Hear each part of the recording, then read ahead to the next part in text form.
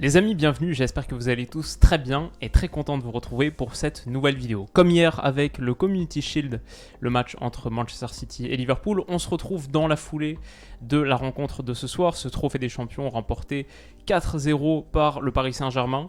Un but de Messi pour ouvrir les débats en première période, un but de Neymar sur coup franc à la toute fin de la première période, coup franc magnifique qui m'a rappelé un peu celui au Camp Nou contre le Paris Saint-Germain justement. Talonnade de Sergio Ramos et un penalty pour clore les débats. 2 buts sur coup de pied arrêté pour Neymar. Victoire large, facile du Paris Saint-Germain, 4-0. Comme hier, le but c'est de revenir très rapidement après le match, plus en mode réaction, mais avec aussi, vous allez le voir, avec aussi plein d'images pour analyser, un petit peu de matériaux pour poser une réflexion un petit peu plus profonde que juste moi en train de parler face à la caméra. La vidéo d'aujourd'hui est aussi sponsorisée, il y aura un petit segment pub, mais ce sera indiqué sur la barre de visionnage, le petit timecode. Voilà, ça peut vous être utile si vous en avez besoin.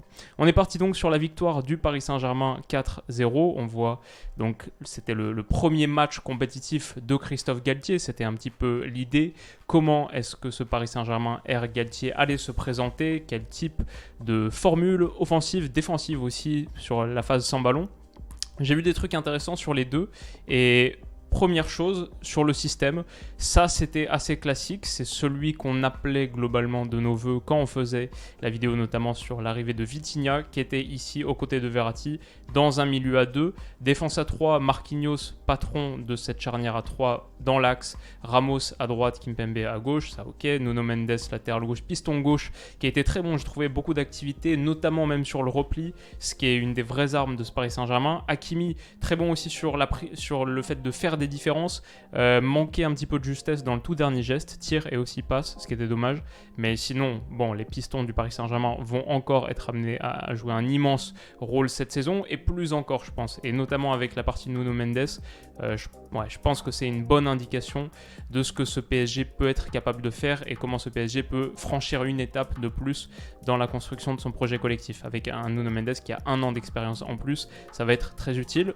Enfin, sur le trio offensif, on avait donc Lionel Messi qui était ici ou ici, en gros, j'arrive pas à voir, c'est un petit peu loin, mais très souvent dans un registre axial, je pense que ça c'est plutôt Sarabia, et Neymar ici comme ça depuis l'aile gauche.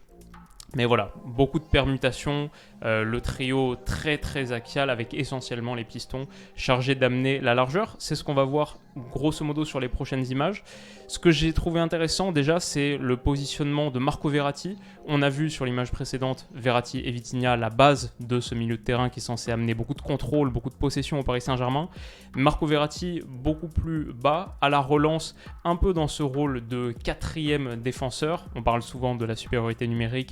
Quand tu as une charnière à 2, tu as ton 6 qui recule entre les deux pour apporter cette supériorité, pour être à l'aise face à potentiellement un 4-4-2, donc 2 attaquants qui pressent sur tes 2 défenseurs. Là, tu amènes la supériorité numérique. Verratti le faisait aussi parce qu'il a beaucoup de qualité dans ce registre, mais aussi peut-être face au trio nantais qu'on voyait sur certaines situations. Et ça a permis au Paris Saint-Germain d'être très très confortable en possession. J'ai pas vu les chiffres, mais j'imagine qu'ils finissent à au moins 70% du ballon. C'était un match nettement dominé sur la possession.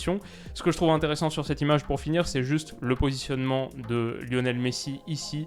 L'idée, c'était de trouver le plus possible Lionel Messi entre les lignes et c'est ce qui va être fait par l'intermédiaire de Marco Verratti, rôle prépondérant dans cette zone. Grosso modo, l'idée du PSG avec le ballon, trouver le plus possible tes gars à peu près ici entre les lignes d'une équipe qui était un petit peu étirée sur la largeur, Nantes, par le placement de ses pistons. Et peut-être la dernière chose qu'on peut dire sur cette image, il y a toujours quelque chose à dire en plus, c'est qu'on voit même pas Vitinha. Et ça, c'est quand même assez marrant sur la distance qu'il y avait, sur la verticalité, sur la longueur entre Verratti et Vitinha, qui est quelque part à peu près ici. Les deux étaient vraiment... Verratti décrochait 80% du temps et Vitinha, lui, se projetait pour être une solution de plus dans l'interligne. On le voit ici à la réception du ballon par Lionel Messi qui est trouvé dans une très très grande poche d'espace. Les défenseurs sont loin. Voilà, Verratti, il est ici et il a souvent proposé dans ce registre, ce qui a rendu le PSG assez intéressant avec ballon. Toujours quelqu'un devant, toujours plusieurs options devant. Ici, typiquement, sur une situation qui est très très neymarienne, essayer de faire une différence depuis une position statique, on voit 1, 2, 3 et Hakimi ici sur la largeur qui occupe cette position interligne. Pour l'instant, c'est encore assez statique, mais ça va bien se mettre en mouvement sur la suite. On le voit ici, avec le mouvement notamment de Sarabia qui attire un petit peu la charnière centrale nantaise et la dernière ligne nantaise qui la fait reculer un petit peu, qui l'écrase un peu, et cet énorme espace trouvé interligne avec un bon ballon de Neymar ici pour Messi, l'axe Neymar-Messi. Et c'est marrant parce que juste avant, j'ai enregistré un épisode de notre émission avec Stan sur le rôle de Neymar la saison prochaine. Est-ce que ça va être la saison un peu de la rédemption? Moi, l'idée principale que j'articulais, c'est Messi, je le vois faire une bien meilleure saison la saison prochaine, après cette période de transition difficile. Et je pense que s'il y a des raisons d'être optimiste pour Neymar, c'est qu'il va vraiment l'emmener dans son sillage. Un Messi, quand on connaît la complicité entre les deux, l'amitié profonde entre les deux, je pense... Et on va le voir sur d'autres images en plus, qui est assez marrant, notamment sur la phase défensive. Je pense que ça peut jouer pas mal. On a vu un bon, voire très bon Messi ce soir, j'ai trouvé. Et du coup, on a vu un bon, voire très bon Neymar dans la foulée. Même si Messi est un petit peu meilleur. Je lui mettrais 1 point sur 10 en plus. Mais voilà, du coup, Messi est trouvé là. Après, c'était magnifique. Cette action au bout de 5 minutes de jeu avec, hop, Messi qui trouve ici Sarabia. Et il va y avoir Vitinha qui s'était proposé. On voit le positionnement très haut de Vitinha, hyper différent de Verratti. La VV, mais au placement, on ne peut plus différent sur la longueur. Hop, Sarabia qui remet sur Vitinha, qui remet en une touche. Et dommage là, Hakimi, il manque juste la finition. On va s'arrêter là pour notre petit segment sponsorisé et on reprend dans une minute. Alors les amis, comme je vous le disais en intro, la vidéo d'aujourd'hui est sponsorisée. Elle est sponsorisée par Manscaped. Peut-être que vous en avez déjà entendu parler. J'en avais fait une vidéo, un petit segment comme ça il y a quelques mois maintenant, qui avait bien plu à Manscaped. Ils m'ont recontacté pour en faire quelques-uns comme ça, par-ci par-là, d'ici la fin d'année. Écoutez, moi ça me va bien, c'est aussi grâce à ceux qui avaient commandé à l'époque, donc je vous remercie. Manscaped, qu'est-ce que c'est? Donc c'est solution de rasage, on va dire au sens large, pour les parties intimes masculines. Leur outil phare, c'est vraiment cette tondeuse, la tondeuse Lawnmower 4.0, que j'aime bien, design assez minimaliste, bon grip, la LED comme ça quand on l'allume, qui permet d'avoir un petit peu plus de visibilité. Et quoi d'autre? Waterproof aussi, rechargeable sans fil. Ça fait partie des produits qu'il y a sur leur site, parmi d'autres aussi, comme par exemple ça pour les poils de nez. Ok, ça peut servir. Et tout ça, c'est inclus dans le Performance Package 4.0 avec d'autres choses également. Vous avez 20% de réduction sur tout le site et les frais de livraison offerts. Si ça vous intéresse, 20% de réduction et frais de livraison offerts avec le code promo Willou. Le code promo ne me rémunère pas. Moi, je suis rémunéré pour ce placement et cette pub à chaque fois que j'en fais une sur la chaîne de ce type. Mais voilà, c'est en gros le deal. Si ça vous intéresse, rendez-vous sur le site. Merci à Manscaped d'avoir sponsorisé la vidéo. Merci à vous pour votre patience sur ce segment. Et on se retrouve tout de suite pour parler football. Et voilà, toujours marrant de regarder ça. Ok, la prochaine séquence qui m'a plu, encore une fois, le positionnement de Verratti, cette fois plus haut, symptôme d'à quel point le Paris Saint-Germain a écrasé la possession, la possibilité de faire grimper son milieu le plus reculé de tous, et il va trouver un délice de petits ballons par-dessus, un petit peu comme le rôle qu'il va jouer sur le 3e but, celui de Sergio Ramos, on va l'analyser également. Verratti, j'ai trouvé en très grande forme, cette capacité à trouver ces petits ballons offensifs aussi dans le dernier tiers, bon, ça fait partie de sa panoplie qui est hyper vaste, et je pense à souligner juste à quel point ce PSG est techniquement très très fort. Derrière, dommage, c'est raté par Sarabia, mais c'était une action de la part de Verratti, et même de Sarabia, la reprise de volée, elle passe pas grand chose à côté, et le geste est tellement difficile, c'était une action de classe.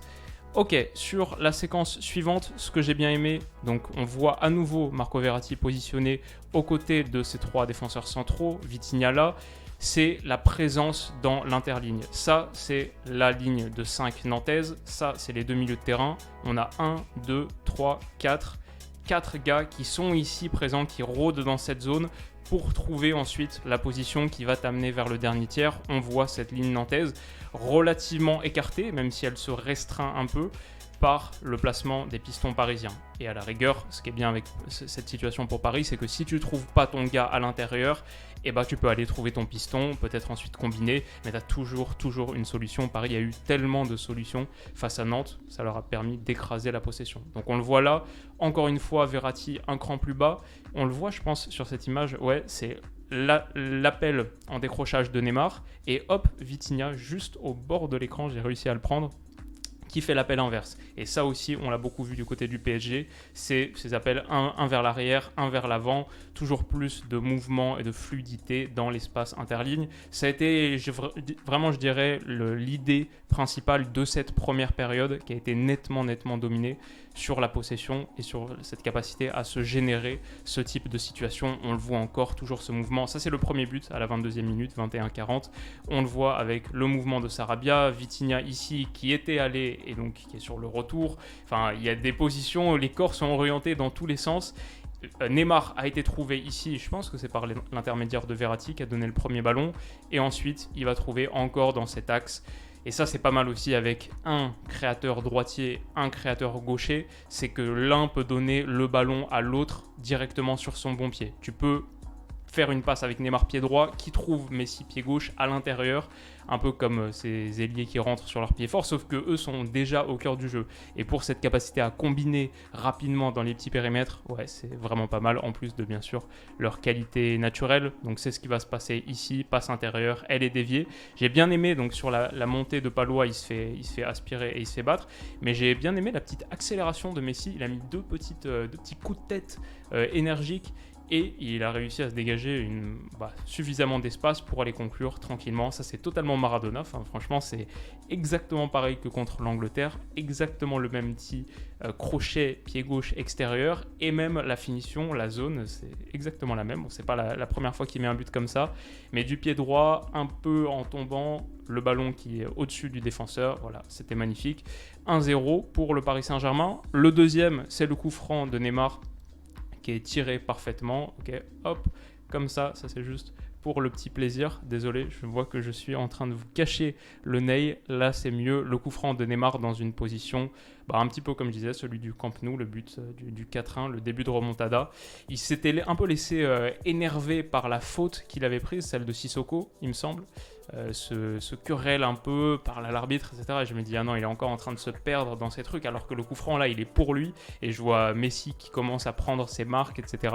Ok, heureusement, son niveau de concentration est supérieur à celui que j'imaginais. Et son but est délicieux, un vrai bijou.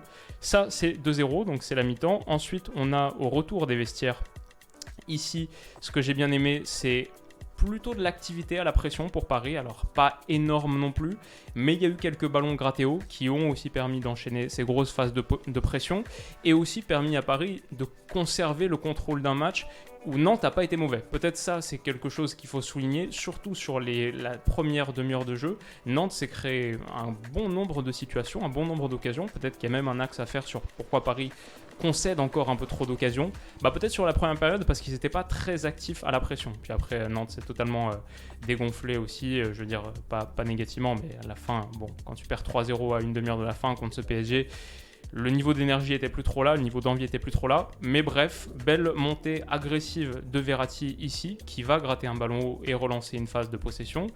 J'en ai une deuxième là, et je trouve que c'est la plus intéressante de toutes. Alors, ça va prendre quelques minutes à expliquer. Mais ça semble être une situation assez classique de relance. Ok, on pourrait s'attendre. Sarabia, c'est vrai, monte et peut-être que lui commence à impulser cette idée.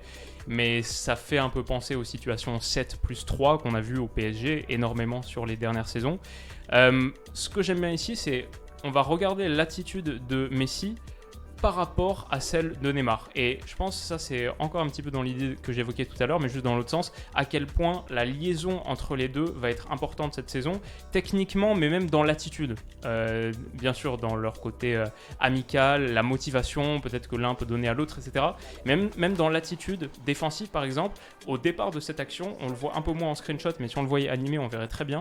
Au départ de cette action, Messi n'est pas particulièrement énergique, intense, et je pense pas vraiment qu'il a l'idée d'aller presser le porteur, mais en fait il va voir Neymar y aller ici, là en fait typiquement il est encore un peu au trop là, et il voit Neymar y aller et il change totalement d'attitude, il voit son pote y aller et quelque part il a envie d'y aller avec lui, pour lui, derrière, hop, une fois que Neymar est battu, il va déclencher là une vraie course de pression. Alors là il s'énerve vraiment, alors que honnêtement même si c'est dans sa zone, Messi, il est dans le top 1% des attaquants qui pressent le moins en Europe. Enfin, son volume de course de pression, il est quasi inexistant. Je ne sais pas combien de ballons on l'a vu gratter la saison passée, mais je pense que c'est moins de 5 sur tous les matchs qu'il a joué. Je pourrais retrouver la stat en plus sur une stat. Et derrière, celui-là, il va aller le gratter. Donc, hop, il déclenche la course de pression, très intense, on le voit ici. Et derrière, dans la foulée, 2-3 secondes plus tard, il a gagné ce ballon, relance une séquence de possession pour le PSG. Mais voilà, sur l'intensité qu'il a mise ici, c'est pas parce que d'un coup il s'est dit ok, ce serait bien d'aller gratter un ballon à l'heure de jeu alors qu'on mène 2-0. C'est vraiment parce qu'il a vu son pote le faire, j'en suis quasi convaincu. Sur les images, c'est vraiment criant. Et ouais, ça m'a parlé, j'ai trouvé ça assez intéressant. Ok, qu'est-ce qu'on peut dire de plus? Ça, c'est sur le 3-0, donc à la suite du corner. Encore une fois, ce ballon très bien mis par Verratti. Ce que j'ai bien aimé, c'est qu'il a la bonne distance. Là, on ne fait pas honneur à la distance qui était mise à ce ballon. Il tombe vraiment ici, parfait pour pouvoir enchaîner en une touche et se créer une situation. Et ce que j'aime bien aussi, c'est que non seulement Verratti voit bien, mais s'il ne voyait pas, au pire, il a ses potes ici pour lui indiquer ce qu'il faut faire. Et je crois que je l'ai mis sur l'image d'après. Non, ça c'est la talonnade de Ramos, donc bon geste en première intention. Mais ouais, ces gars-là, là, ça me faisait assez rire. Il est assez clair que c'est là-bas qu'il fallait mettre à l'opposé pour ensuite mettre un petit ballon devant le but. Il a été un petit peu assisté, même si je pense qu'il l'avait vu. Et enfin, 2-3 trucs en plus sur cette situation. Honnêtement, j'ai oublié ce que je voulais dire. Pas certain, peut-être, je sais plus vraiment. Ah oui, pardon.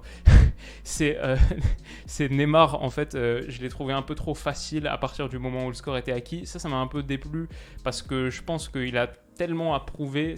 On attend tellement sa saison de la rédemption, de la résurgence. Et en plus, j'étais sur l'émission que je venais d'enregistrer avec Stan.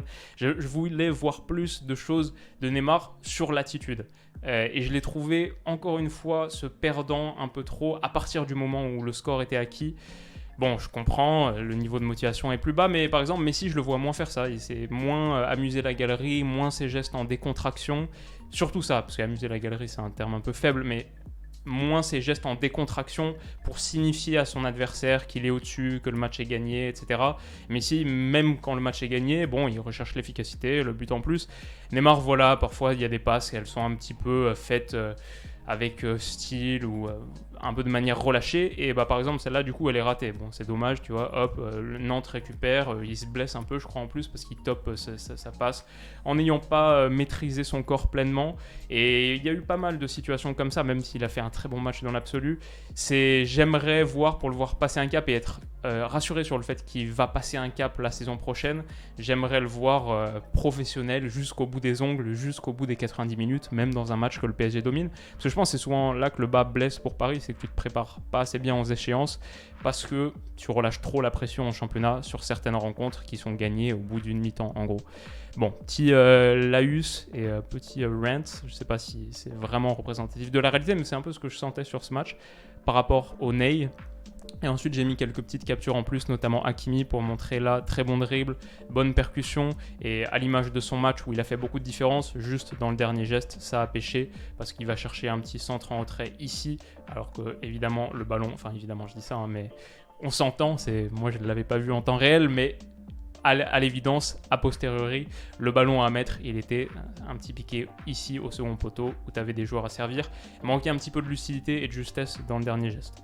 Ok, bon match de Danilo Pereira aussi, c'est pour ça que j'ai inclus cette image. Bon match de Danilo Pereira pour son entrée, à peu près une demi-heure de jeu, peut-être un poil moins à la place de Vitinha. Je l'ai trouvé assez intéressant, bonne projection, quasiment pas perdu un ballon. Et enfin, pour finir, l'axe Messi-Neymar, on en a vu des matérialisations jusqu'à la fin de partie. Ça, c'est pas l'action qui amène le penalty, je crois pas, mais il y en a une autre ensuite dans la foulée. Bon. Les deux, un grand match. Neymar, j'aurais, comme j'ai dit, aimé voir un petit peu plus de professionnalisme. Mais dans l'ensemble, très bonne partie pour le PSG face à un adversaire qui honnêtement n'était pas mauvais au départ. Et Paris démarre bien, démarre fort la saison. Évidemment, on attend plus encore dans les grands matchs. Mais bon, ce trophée des champions, l'année dernière tu le perds, là tu le gagnes 4-0. C'est aussi peut-être une nouvelle page qui s'ouvre. L'ère Galtier commence bien, il y a encore énormément de choses à prouver. mais de ce qu'on a vu, ça démarre bien. Dites-moi ce que vous en avez pensé, les amis, dites-moi tout ça en commentaire. Si cette vidéo type analyse, réaction, comme ce qu'on fait un petit peu en ce moment, si ça vous plaît, bah n'hésitez pas à mettre un petit pouce bleu, à vous abonner à la chaîne pour pas rater les autres. Moi de mon côté, c'est ma dernière vidéo avant le départ en vacances qui est dans quelques heures là, donc on est très tard dimanche soir. Demain matin, très tôt, je fais une petite semaine à Copenhague avec des potes. C'est ma dernière semaine de vacances de l'année avant de lancer la saison en mode vraiment énervé, même si on a été pas mal sur le dernier mois et demi. Donc voilà, je vous laisse là-dessus. J'espère que la vidéo vous a plu et on se retrouve très très vite. Il y en aura quand même qui sortiront pendant mes vacances, notamment l'émission avec Stan. J'aimerais faire peut-être un truc autour de la reprise de Ligue 1, Lyon-Ajaccio le vendredi, avec mon iPhone, peut-être me filmer dans ma chambre. Bon, vous me direz ce que vous en pensez. Merci à vous d'avoir regardé, on se retrouve très vite pour la suite. Prenez soin de vous et de vos proches et à bientôt. Bisous.